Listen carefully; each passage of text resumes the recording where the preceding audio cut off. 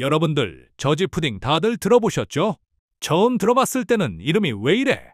하면서 우스갯소리의 대상이 되었죠. 하지만 저지 푸딩의 저지, 소의 품종이라는 사실 아시나요? 저지는 소의 품종, 즉 영국 저지섬에서 유래한 저지소를 의미합니다. 그리고 이 저지소가 만들어내는 우유는 우리가 흔히 마시는 우유와는 그 성분부터가 다르죠. 우리는 그동안 우유를 마시다 보면 배가 불편한 느낌을 종종 느꼈을 겁니다. 우리는 그 이유를 보통 내가 유당 불내증인가봐 하면서 락토프리 우유를 찾곤 했었죠. 하지만 만약 진짜 이유가 소의 품종에 숨어 있다면 어떨까요? 앞서 저지 푸딩 이야기에서 보셨듯 소의 품종은 우유의 개성을 결정하는 첫 번째 열쇠입니다. 우리에게 가장 익숙한 얼룩소 홀스타인은 말 그대로 우유 공장장입니다. 엄청난 양의 우유를 생산하는 데 특화되어 있죠. 우리가 마시는 대부분의 우유가 바로 이 홀스타인에게서 나옵니다. 반면 푸딩의 재료가 되었던 저지는 양보다 질에 집중합니다. 유지방 함량이 월등히 높아 굉장히 진하고 고소한 풍미를 자랑하죠. 황금빛 우유로 유명한 건지 역시 빼놓을 수 없습니다.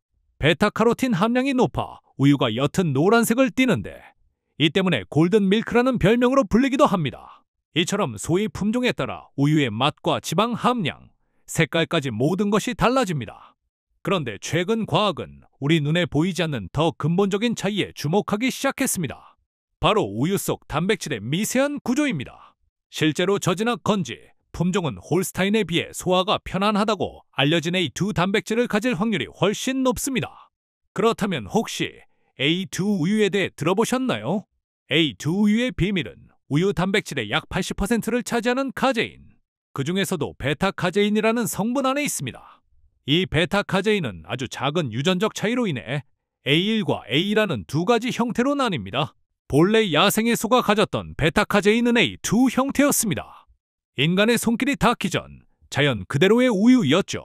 하지만 약 5천년 전 유럽의 젖소에게서 하나의 돌연변이가 시작됩니다. 베타카제인을 구성하는 209개의 아미노산 사슬 중 단 67번째 고리 하나가 프롤린에서 히스티딘으로 바뀌는 작은 사건이었습니다. 이 사소한 변화가 바로 A1 베타카제인의 시작이었습니다. 그리고 인류의 선택은 지극히 실용적인 방향으로 흘러갔습니다. 20세기 낙농업의 지상 과제는 단 하나, 생산량의 극대화였습니다. 더 적은 비용으로 더 많은 우유를 생산해내는 것이 가장 중요한 가치였죠. 이 과제에 가장 완벽하게 부응했던 품종이 바로 압도적인 우유 생산량을 자랑하는 홀스타인이었습니다. 당시의 인류는 단백질의 미세한 구조 차이까지는 알지 못했고 알 필요도 없었습니다. 그들의 눈에는 오직 얼마나 많은 우유를 얻을 수 있는가만이 중요했기 때문입니다. 결국 A1 유전자를 가진 홀스타인 품종이 전 세계의 목장을 점령하게 되었고 우리가 마시는 대부분의 우유는 바로 이 A1과 A가 뒤섞인 효율성을 향한 인류의 열망이 빚어낸 역사의 산물인 셈입니다. 흥미로운 점은 어떤 품종이 어떤 유전자를 가졌는지는 지역적 특성과도 관련이 있다는 것입니다. 예를 들어 영국 해협의 건지섬에서 자란 건지나 저지섬의 저지처럼 특정 지역에서 순수 혈통을 유지해온 소들은 대부분 A2 주전자를 가지고 있습니다. 반면 여러 품종이 교배되며 개량된 북유럽과 미국 대륙의 소들은 A1 유전자를 함께 가진 경우가 많죠. A2 베타카제인은 몸속에서 분해될 때 별다른 부산물을 만들지 않고 온전히 흡수됩니다. 자연의 설계에 가까운 형태이기 때문이죠. 문제는 A1 베타카제인입니다. 불안정한 67번째 고리 때문에 A1 단백질은 소화 과정에서 베타카솜으로 핀-7, 약칭 BCM7이라는 펩타이드 조각을 남깁니다. 이 낯선 이름의 물질은 체내의 특정 수용체와 결합하는 성질을 가지고 있어 일부 연구자들은 이것이 장내 미세한 염증이나 소화기능 저하를 유발할 수 있다는 가설을 제기하기 시작했습니다. 우유를 마신 뒤 느껴지는 불편함의 원인이 유당이 아닌 바로 이 BCM7일 수 있다는 주장이었죠. 실제로 소뿐만 아니라 양, 염소, 그리고 인간의 모유에 포함된 베타카제인 역시 A와 유사한 구조를 가지고 있습니다. 최근의 연구들은 A2 우유를 섭취했을 때 장 건강에 이로운 비피도박테리움과 같은 유익균의 활동이 더 활발해지는 경향을 보고합니다.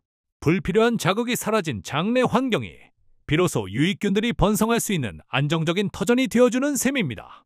이 지점에서 우리는 우유로 인한 불편함의 두 가지 얼굴을 명확히 구분해야 합니다. 만약 유당을 제거한 우유를 마셔도 속이 불편했다면 당신의 몸은 유당이 아닌 단백질. 어쩌면 A 원베타카제인이 남기는 작은 흔적, BCM7에 반응하고 있었을 가능성이 있습니다. 결국 A2 우유라는 존재는 우리가 음식을 단순히 소비하는 것을 넘어 그 근원을 탐구하고 내 몸과의 관계를 성찰하게 만드는 하나의 계기가 되어줍니다. 수천 년 전 시작된 작은 유전적 변화가 21세기의 우리 식탁 위에 새로운 질문을 던지고 있습니다. 당신의 몸은 이 질문에 어떻게 답하고 있습니까?